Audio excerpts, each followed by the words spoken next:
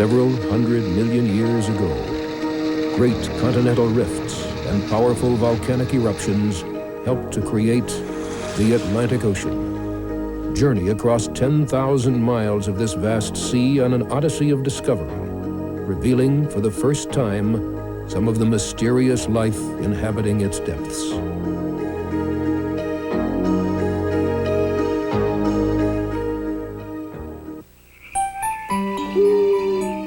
Funding for the Atlantic realm is provided by Keebler,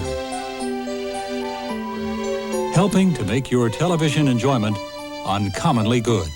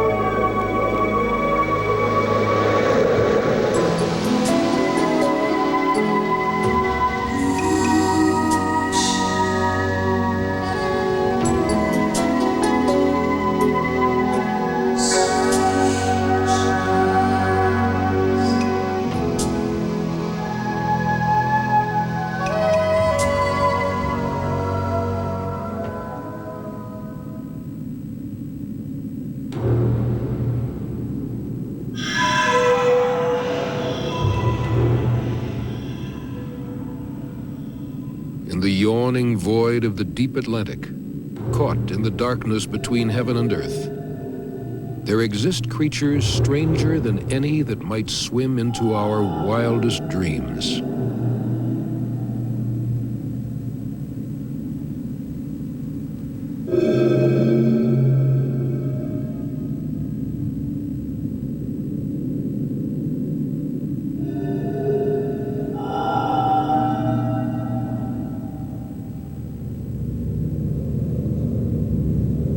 The challenge of the deep ocean's mysteries has inspired voyages down into the abyss, just as innovative, adventurous, and dangerous as any outwards to the planets and beyond. In many intriguing shapes, inner spaceships today voyage routinely into the realm of perpetual night. They forsake the light for a truly black, cold world of crushing pressures, where only flashes in the dark betray the beasts that wait below.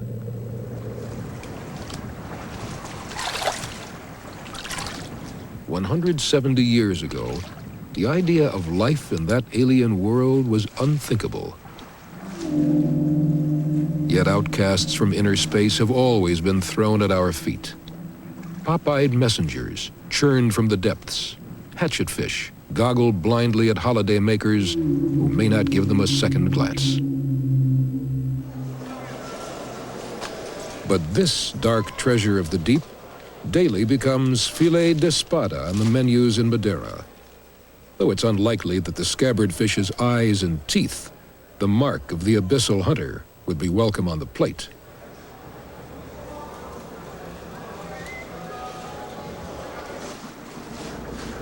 Scabbard fish feed at night in the deep water close to Madeira.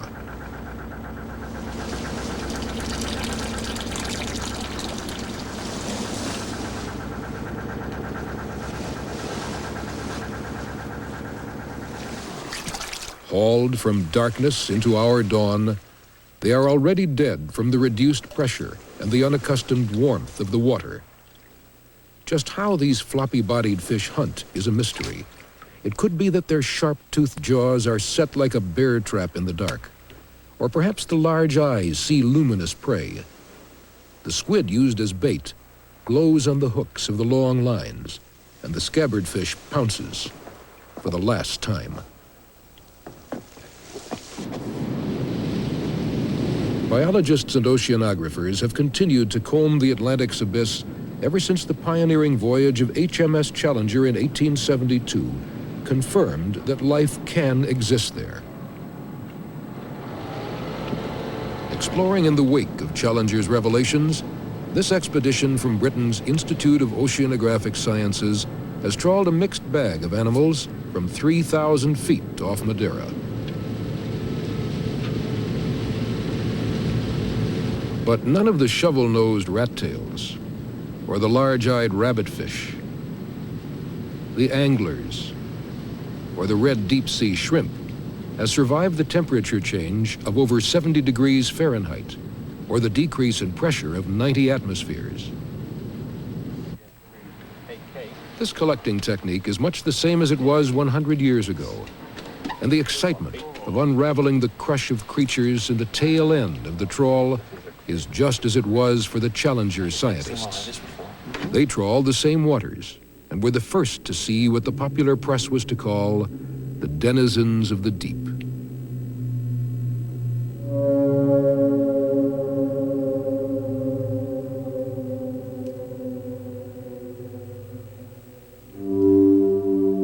The design of the jaws, the angle of the teeth, or the shape of the body are the only clues to how such fearsome creatures hunt, whether they chase their prey or hang as traps in the dark. And disappointingly, perhaps, some of these mysterious monsters are really quite small. They're also fragile. They presumably need little defense in the gentle cradle of the abyss. Their skins are easily tattered by the rough and tumble of capture. Remarkably, this anglerfish has now been seen alive, but only because of improvements in the trawl. The tail end of this trawl was closed at both ends while the net was still deep underwater, and holds for a brief time a microcosm of that cold world below, including, hopefully alive, some of its strange inhabitants. These odd fish seem to survive the drastic pressure change, and if they are kept cool, can for a short time be watched. There's even the risk that a miniature monster will bite. It's already taken an hour to get them to the surface, and we are witness to the few precious and revealing minutes that the fish will stay alive when our two worlds meet.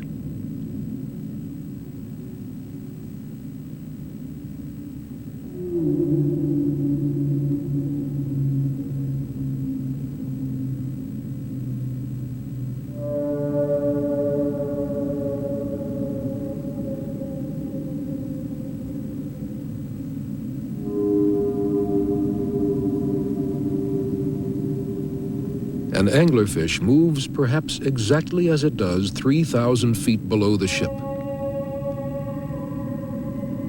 But such close encounters can only stimulate our desire to enter and explore their realm, and to meet them on equal terms in the deep.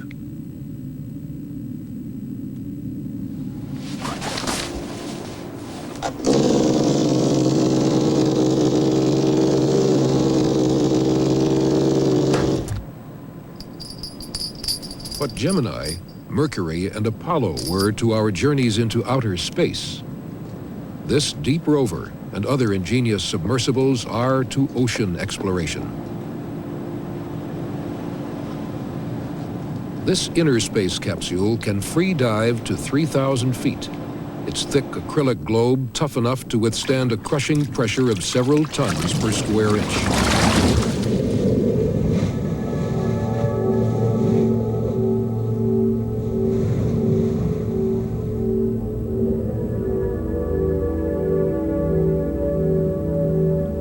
Tiny bubble of human living space, it's battery-powered and could survive a week under the sea. It brings biologists closer to the ideal dream of investigating this unexplored territory, the mountains and canyons of the greatest living space on the planet.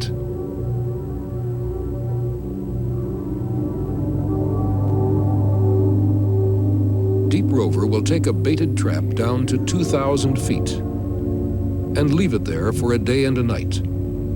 The trap closes automatically, keeping any animals caught under pressure and cold.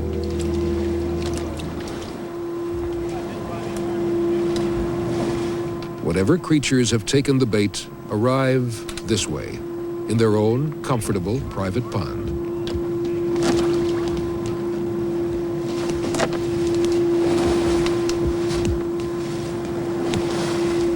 It will be possible to watch and feed this deep-sea crab in a small, cooled, high-pressure aquarium. One day, this will be a way for us all to gaze into such faces from the deep.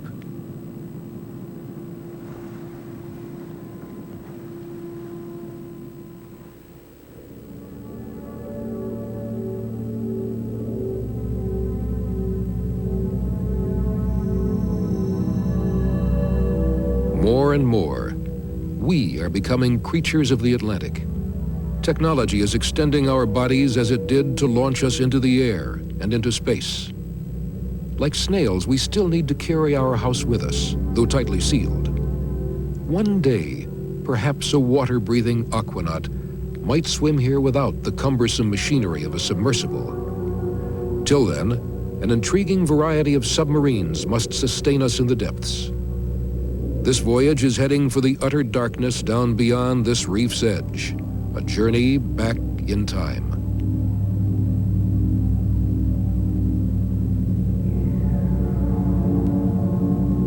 On the way, the undersea architecture is a reminder of an episode of Atlantic history. The sea level lowered 300 feet when the Ice Age temporarily locked up water in glaciers. These cliffs were then exposed, and waves carved these arches through which perhaps seabirds flew.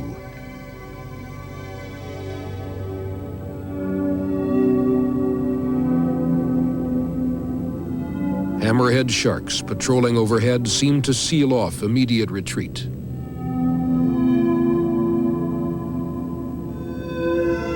The noonday sun is filtered now by 300 feet of water. Red light can't penetrate. Even the blue glimmer that remains will ultimately fade.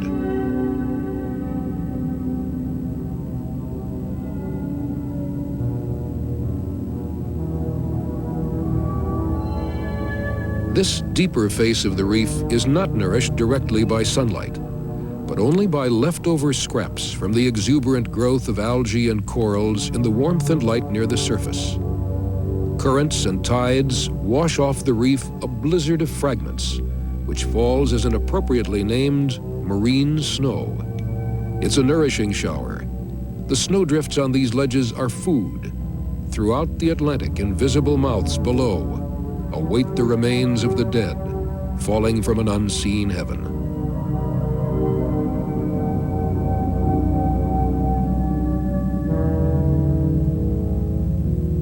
There is no blacker black than this catchnet of the deep sea. It's a graveyard for ships, but they inherit new life. Before its fall, this was the Kirk Pride. For 10 years after she sank, no one knew where she lay. She was discovered lodged on this outcrop, 800 feet down the great reef wall of Grand Cayman Island. And but for this rock, she would have tumbled another 4,000 feet to the abyssal plain.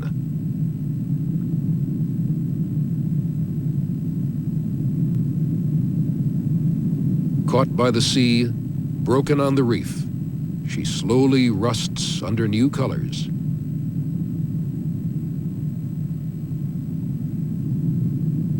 In time, she will be colonized by elephant's ear sponges that will sift food from the new wind in her rigging.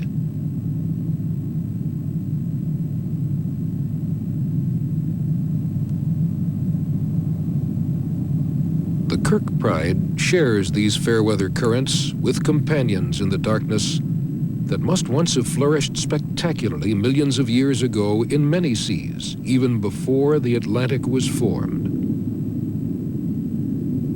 Sea lilies were once known only as fossils. Set on stalks 3 feet high, their delicate feeding arms were a tasty food for the evolving fish.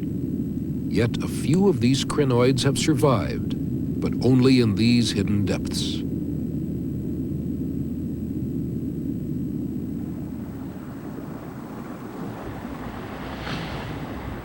Lost wrecks, prehistoric animals, and perhaps an inborn need to explore the unknown, fuel our desire to reach even deeper into the abyss.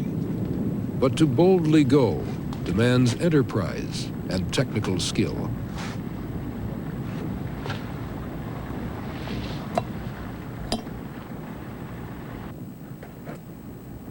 The countdown to launch now starts on this Sea-Link submersible. Including the pilot, 4 people will descend to 3,000 feet.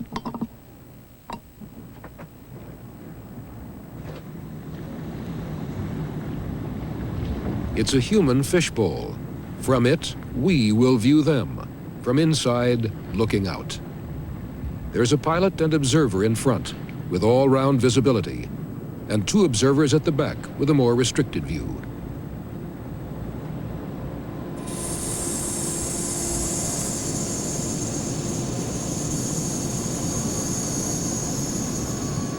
Its 12 tons must be delicately maneuvered by the mothership. But once released into the sea, the submersible will be trimmed to hover weightless in the water.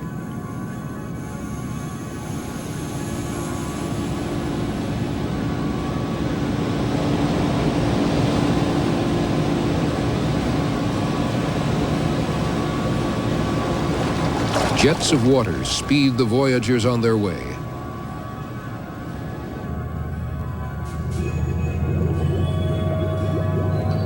The Rube Goldberg impression belies the sophistication of its machinery, the lights, the video cameras, and the remotely operated collecting arms must be reliable. This is no toy, and it needs skill and nerve to command as the light fades and the cold and pressure grip.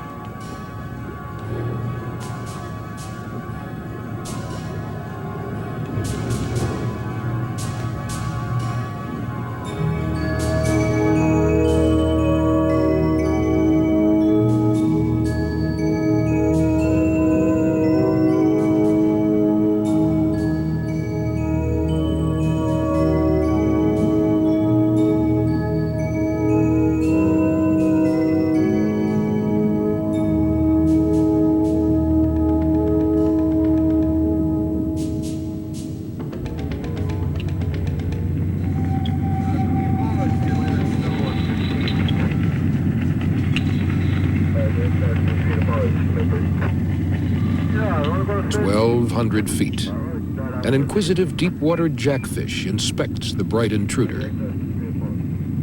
But what's this?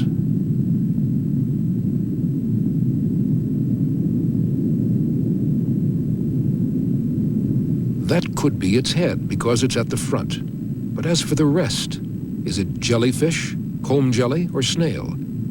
The answer is snail, though unencumbered by a shell. 2 eyes with strong lenses suggest it's a visual hunter, and the transparency of its body indicates it needs to be invisible to others who might eat it. The propeller is a flexible version of a land snail's foot, and these feathery fronds are gills, but have no shell to protect them. The jaws with which it captures and consumes small fish and jellyfish are set in the long trunk or proboscis on its head.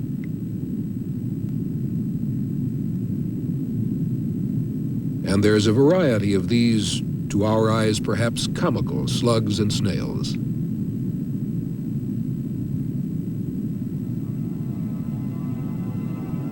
The mollusks are a remarkable animal group whose simple structure has been stretched and changed like a plastic toy as they evolved, resulting in the surprises we find here today. This propeller-like flap is variable in pitch. It's effective on all strokes. The teeth that form the file-like rasp or radula can scrape food from the body of its prey.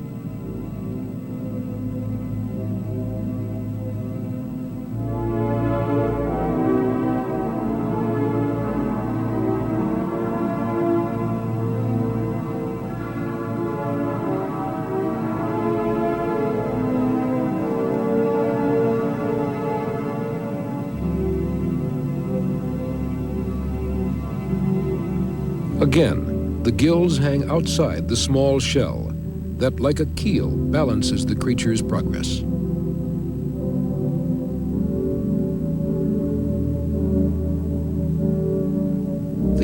mollusks as well. The octopus is built on the same simple plan, but is a keen-eyed, jet-propelled hunter. One wonders down here just how big they can get. The tiny larva of a fish catches the light. It will grow up to be a spiny eel and live close to the ocean floor. It's not unlike the long-distance travelers that become freshwater eels at the end of their astonishing Atlantic migration from the Sargasso to European and North American rivers.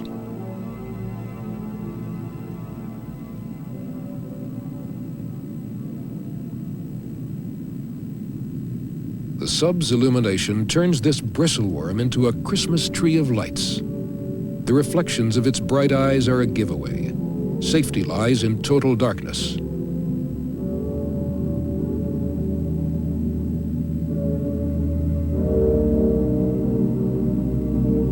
This prawn was quite invisible to the tiny fish it has caught. Its red shell normally appears black in the blue glimmer of the deep. No red light reaches here to be reflected by the pigment.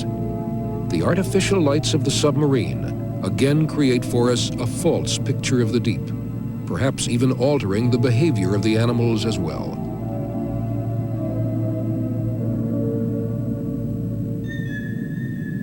As moths flicker around a flame, this little shrimp seems drawn to our intruding pool of light.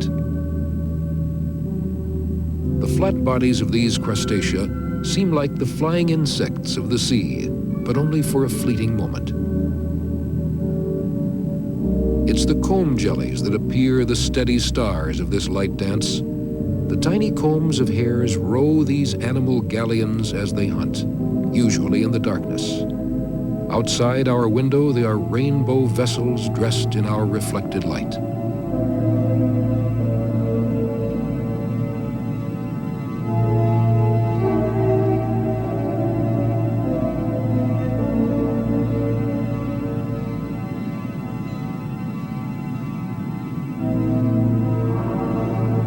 As predators, comb jellies are an important armada in the economy of the abyss. Also, their presence and that of other sea jellies attracts predators from above. The one-ton bulk of the long-tailed sunfish, as tall as a diver, can startle as it looms into the light.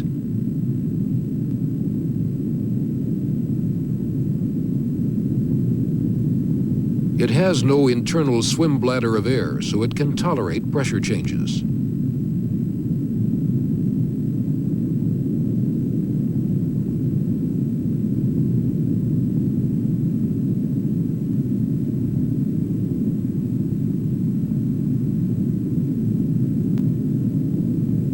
This is an unusual encounter for the submariner, but there's a good deal of potential food for sunfish here, such as atolla, its somber colors marking it as a deep-sea jellyfish.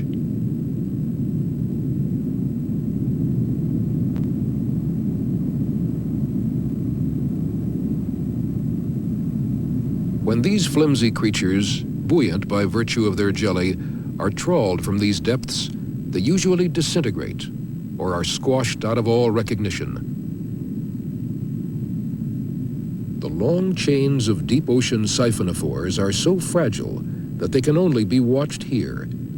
They are almost impossible to collect intact as they break at the slightest touch. This living net can snare and feed on jellyfish, but has no defense against these scavenging cockroaches of the sea, the amphipods, a kind of shrimp.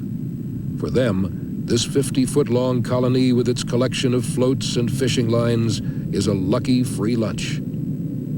The siphonophore is shredded and rapaciously eaten or scattered as that marine snow that others below will welcome. Pale anemones strain the dark currents of the Atlantic. This ocean floor is accumulating falling sediments faster than any other sea, building the rocks of some future age.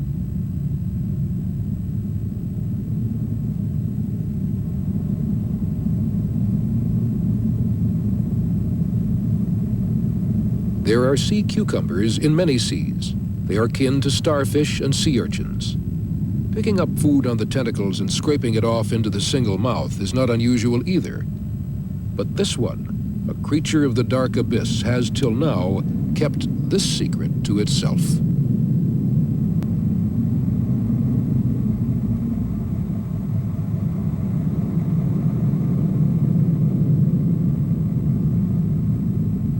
A swimming sea cucumber, anemones with tentacles as long as your arm, and a host of jellyfish, mollusks, fish, and crustacea add up to a surprisingly dynamic system in these Atlantic depths. A system evolved to cope with whatever is rained down upon it from the ocean of light above. Tiny cleaner shrimp feed in the debris that chokes a sea urchin, and a minute prawn is valet to a sea lily. This crab hides among the wriggling arms of a living fossil, catching the leftovers or thieving food from the grooves in the arms.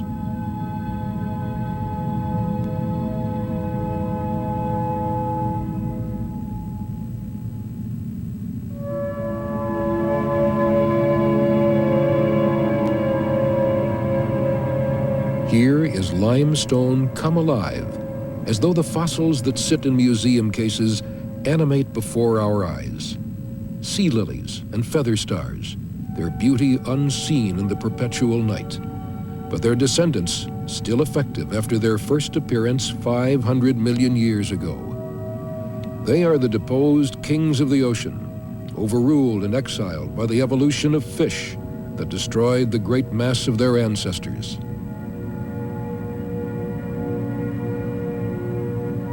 The ancient feather stars were free to move, unlike the stalked sea lilies, and their modern counterparts are startling their first human viewers by being even more active and agile than was supposed. Beautiful swimmer. I'm hoping he'll swim again on his own without... There he goes! There he goes! Okay, swimming right at the camera now. Oh, John, this is a spectacular series. Down. Look at that. Stretch his arms down. Zoom in on him. Okay, focus a little bit. There he goes. There he goes. He's very active.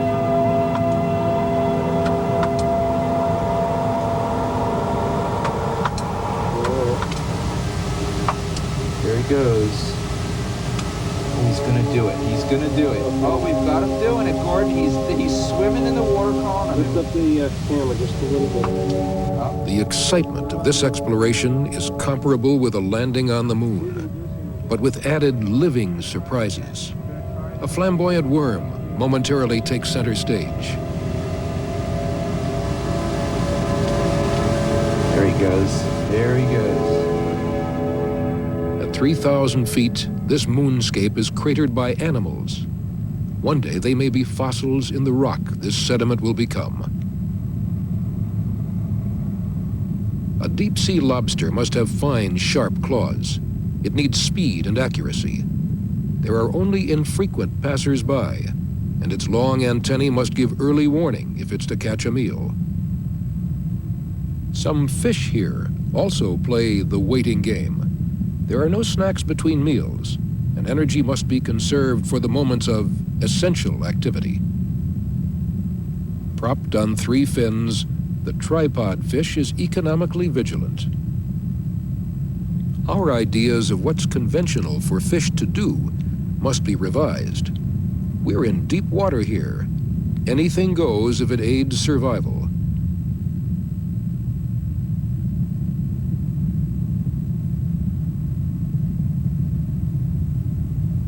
There must be reasons for standing on one's head or tail.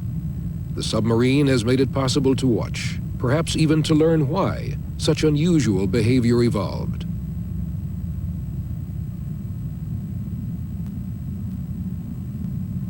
A flat seabed favored flatter fish. The rays are an ancient product of natural selection. Myriads of other fish are tailored to their particular lifestyle in the surface waters of the Atlantic. Down here, this batfish is wonderfully styled and equipped to suit its needs. no matter that to us it may look like a plucked chicken.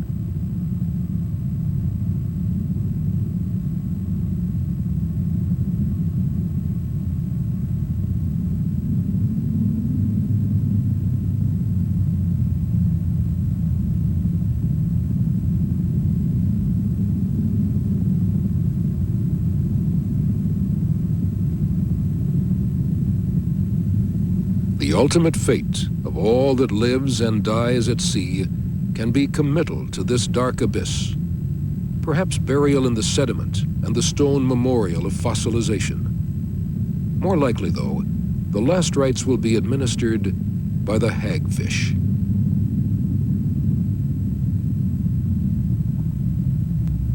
The scent of a free lunch triggers the hag from its burrow. Any arrival is a rare event, as many dead animals, even as large as whales, will have been consumed mid-water, long before they crash to the floor of the ocean.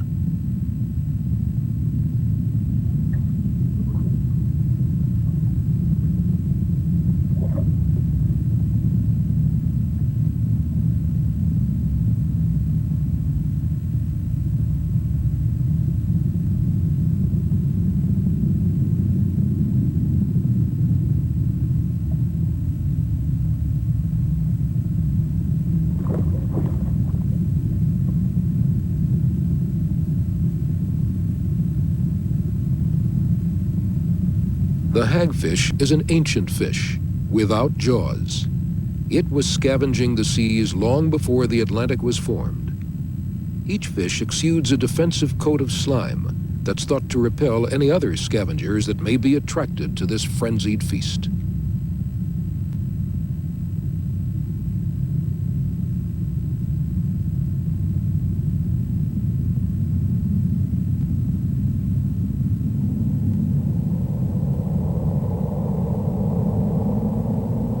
Long before the submarine could bring us to these depths, we were already exerting influence in the abyss. The nets and ropes of sunken vessels continue to snare victims as large as sharks, but the scavengers can reap a harvest of such ghost netting.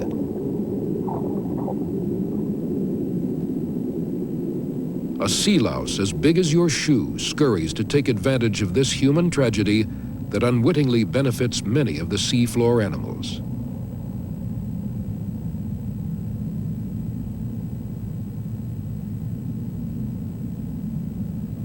Of course, there is much that we deliberately shower down on this deep ocean community that is not to their advantage. And who knows what sinister effect abandoned waste will have in the long term. It may enter the living chain of scavengers, hunters, and prey. Disaster may reach up to the network of life throughout the Atlantic.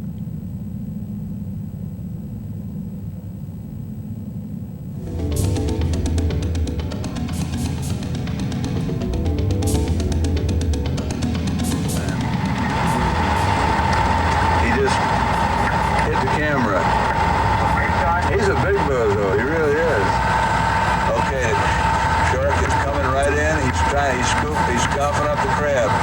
He's got the sucker in his mouth. No, he's working on it. He's lashing it down to the mud, and that crab is in.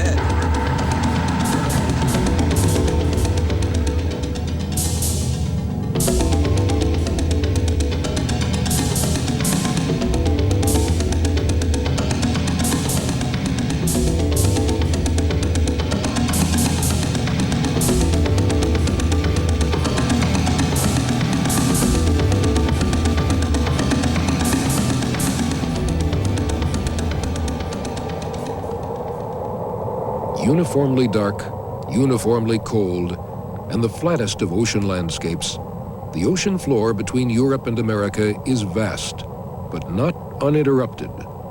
From north to south, there lies the longest submarine mountain chain on Earth. The mid-Atlantic ridge has most of its pinnacles hidden under 2 miles of ocean. Formed by the eruption and cooling of molten lava, it's the spreading zone in the ocean crust, from which the seafloor separates to the east and to the west. It marks the center line of divergence between the continents that border the Atlantic. And set high on this active volcanic ridge sits Iceland. The 1,000-foot cliffs thrust sheer from one of the richest seas. Beyond this north face of Iceland, the ridge dives under the waves, where its volcanoes slumber or stir as they do on Iceland itself. Fulmars puzzle at the breadth of the giants that sleep in the sea. The silver bubbles are probably fish-like to the birds, but their curiosity has pinpointed an exact location for a dive to an active volcano on the mid-Atlantic ridge directly below. It's midsummer, and off northern Iceland, the sun won't set. The former trawler wallows in a swell that even in summer can quickly whip up into an almost winter ferocity.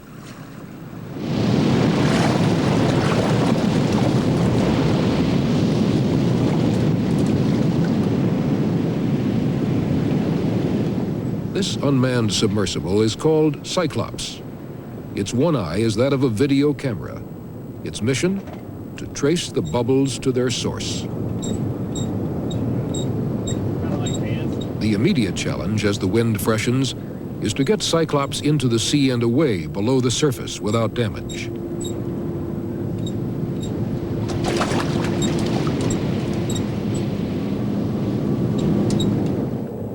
Cyclops' eye view will be fed by its cable from the more placid world 300 feet below to video recorders and watchers on the ship. Cyclops peers first among cold lava blocks, ash, and long settled animals on the side of the mid-Atlantic ridge. But there is warmth below. The marine life once attached to these rocks has been cooked. This flank of the ridge is on the boil.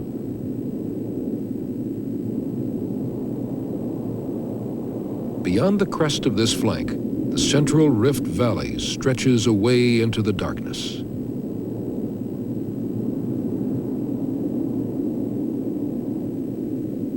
Here, within the rift, Cyclops has entered a very different realm. Its eye reveals no fish or sponges, worms or anemones.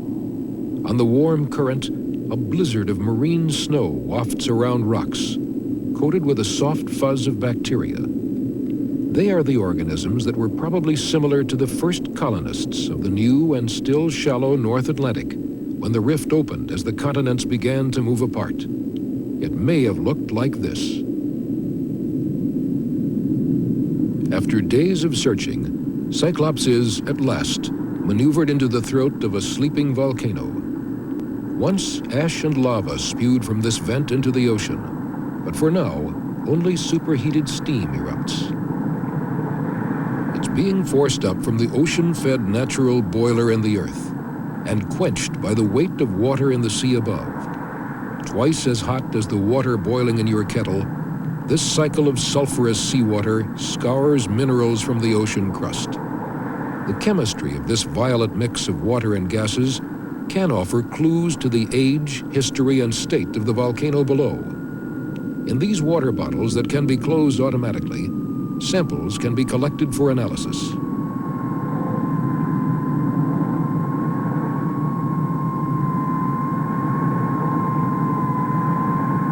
Guided only by this view from Cyclops, the men on the rolling ship above must position the rosette of bottles exactly before triggering each one shut.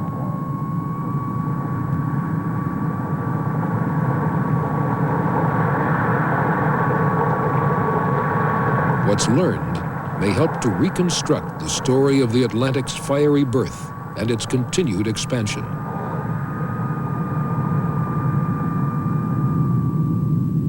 Not far from the vent, stalked anemones, high on the edges of the ridge, bathe in the infernal wind blowing from the rift valley. Life seems readily to have colonized the rift in water 300 feet deep. But what lives where the rift is less accessible, in the central Atlantic, where the ocean is 40 times deeper?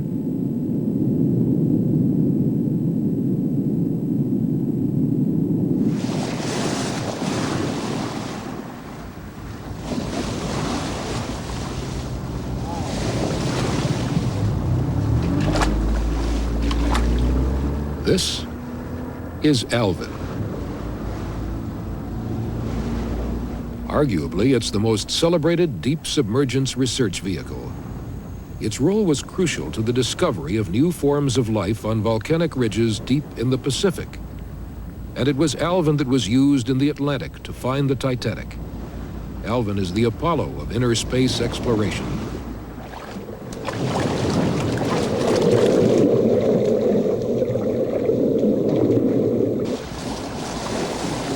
Alvin's launch into the dark will be meticulous and methodical. At any stage in the 2-hour descent, the voyage can be aborted. Divers inspect her carefully before signaling the pilot and his 2 companions that Alvin has the Aquanaut's equivalent of liftoff.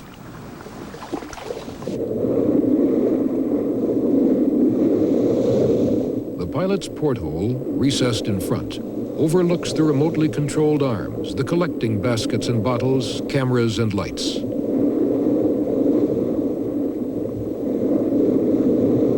Through Alvin's windows, we can gaze on another world.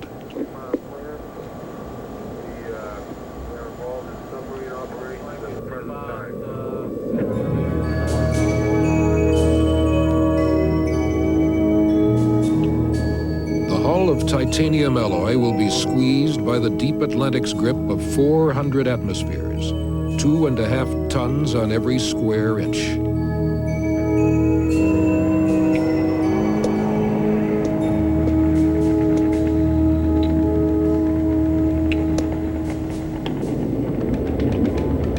The mid-Atlantic ridge lies some 2 miles below, well within Alvin's routine diving range.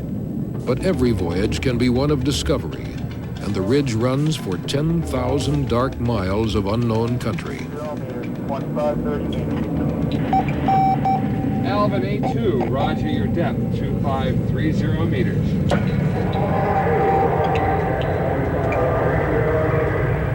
Like an eagle of the sea, Alvin has landed. But the tranquility of this ocean floor soon gives way to the volcanism expected at this spreading zone. From chimneys of crystallized minerals, water at over 570 degrees Fahrenheit vents into the ocean. But these so-called white smokers, 30 feet tall, are older vents already moved aside from the active center of the ridge.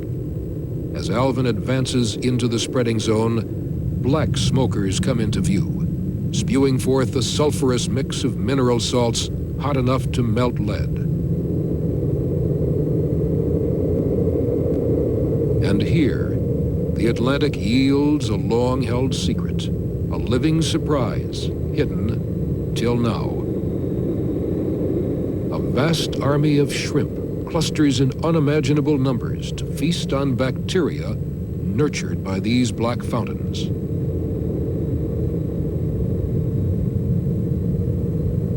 There are 2 kinds of shrimp here. Both may be quite blind, both flourishing on the abundance of bacteria that has harnessed the chemical energy emerging from the vents.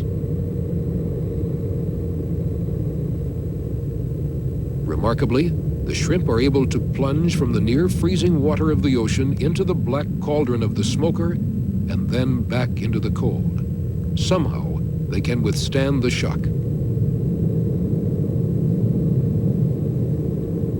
An unexpected chain of life has evolved here, founded on the ability of bacteria to use this hot chemical mix, much as seaweeds and plant plankton use energy from the sun in the ocean of light far above.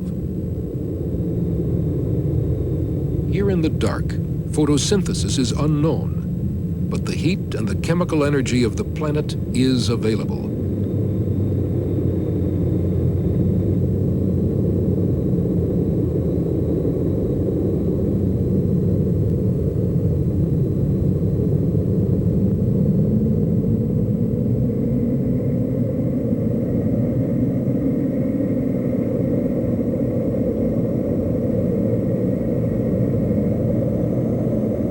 Far to the west, there are other alternatives to relying on the sun for energy for life.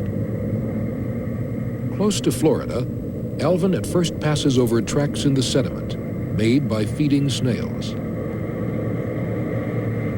Even closer, on the continental slope, unexpected accumulations of empty shells, of snails and mussels litter the sediment.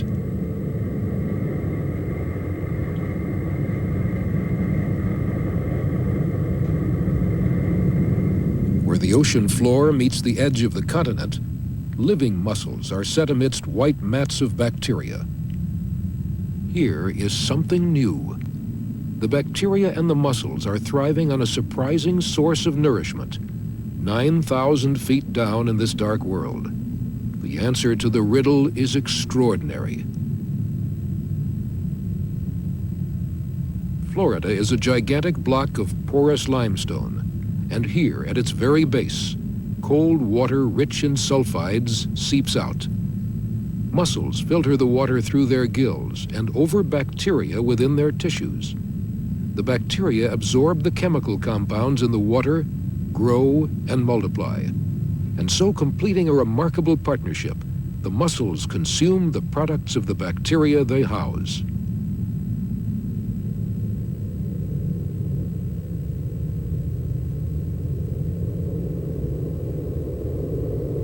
Deep in the Gulf of Mexico, in waters confluent with the Atlantic, similar communities benefit from yet another novel energy source. Again, white mats of bacteria flourish in the cold. Out of the pitch dark loom thickets of giant tubes, each containing a worm 3 feet long.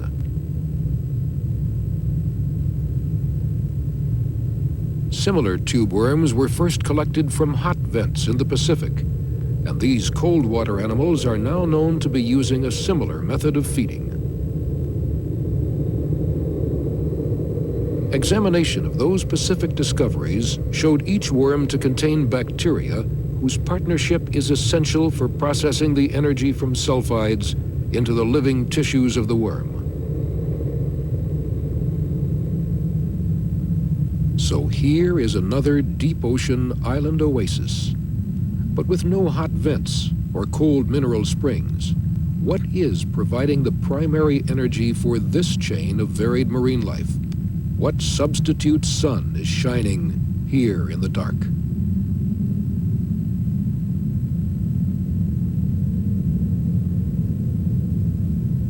The answer lies in the sediment. As the submarine nudges into the mud, globules of oil rise. Followed by natural gas, methane.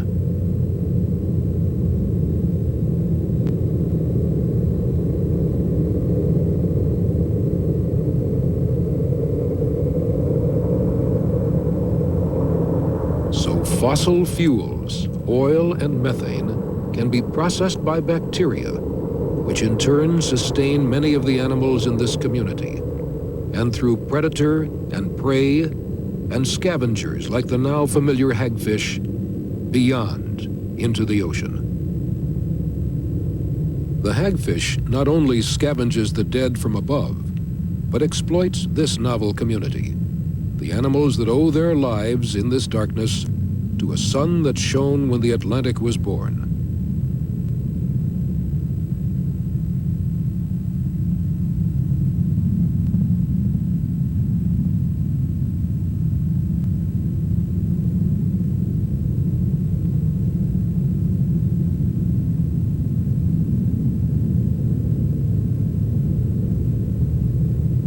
Just over a century ago, when HMS Challenger began to trawl the deep, life was believed to be impossible in water thought to be as heavy as liquid gold.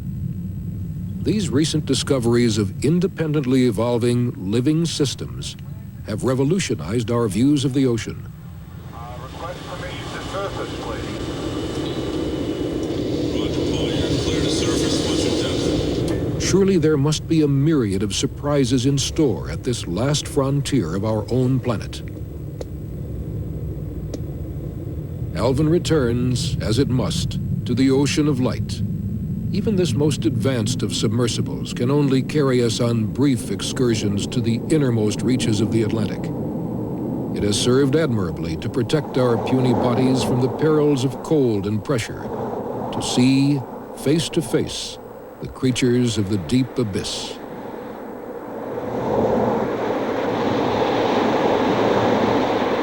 But perhaps Alvin and its heroic exploits in inner space has also inspired many of us to take that first step just under the sea.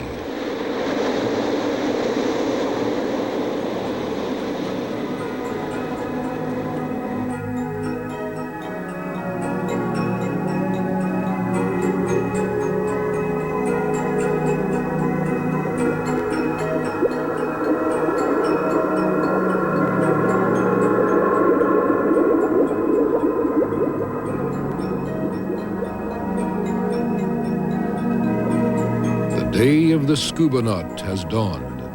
Almost anyone who wants to dive can. The ocean is no longer the fictional private realm of Captain Nemo or James Bond. Some of this new technology is now available to all who would leave their armchairs and follow Jacques Cousteau and his kind into the sea.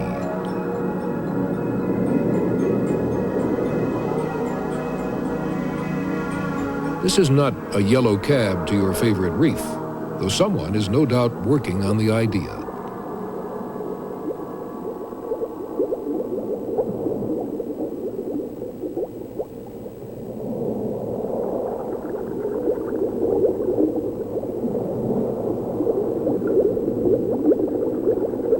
For serious fish watchers, amateur or professional, such transport saves time and energy.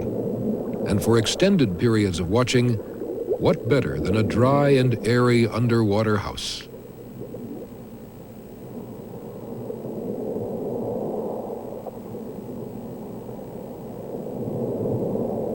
Such windows in the ocean must inspire both the science and the art of observing the sea. It's so much more than a pretty picture. It touches all our lives as a provider of food and influence on climate. We neglect it at our peril.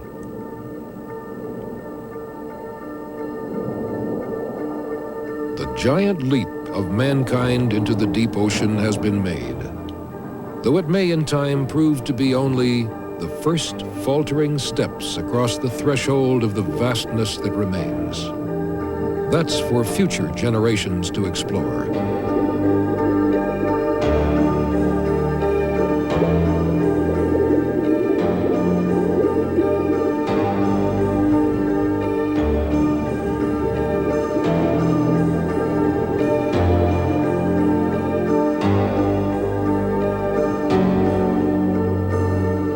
It was one of our oldest dreams to enter the sea and commune with its creatures. Now that dream is an exciting reality for all, even in the simplest of ways. In Nassau in the Bahamas, Harry the Grouper is ready to make contact with you.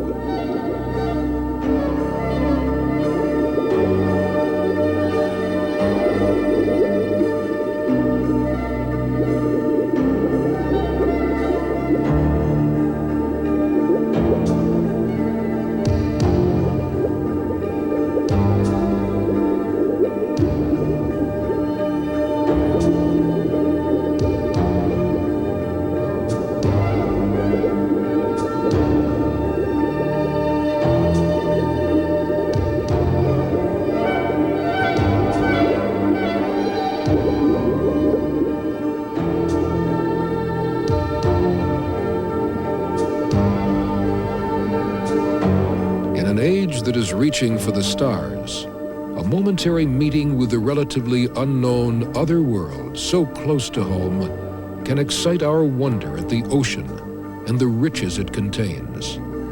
And it's a passion that can grow. For some, nurtured by the holiday experience of voyaging in the new breed of commercial submarines.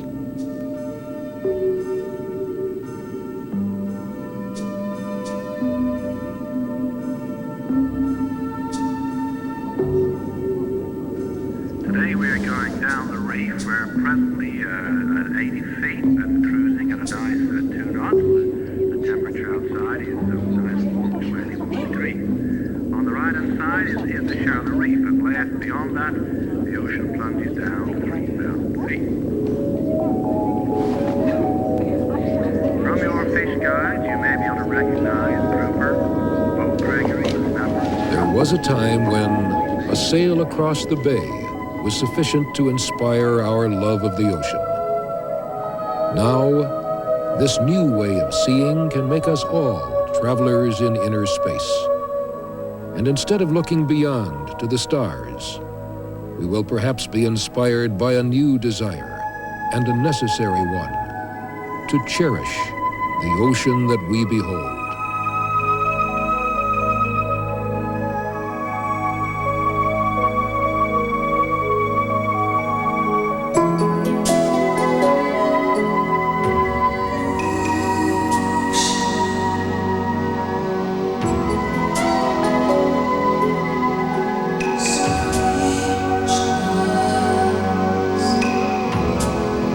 Stay tuned for a big time tonight on American Playhouse, next at 9 on Channel 10.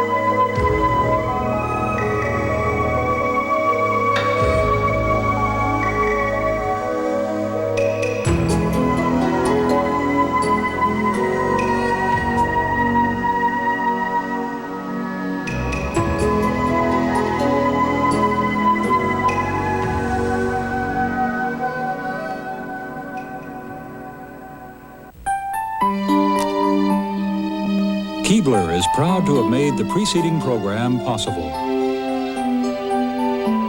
Keebler, helping to make your television enjoyment uncommonly good.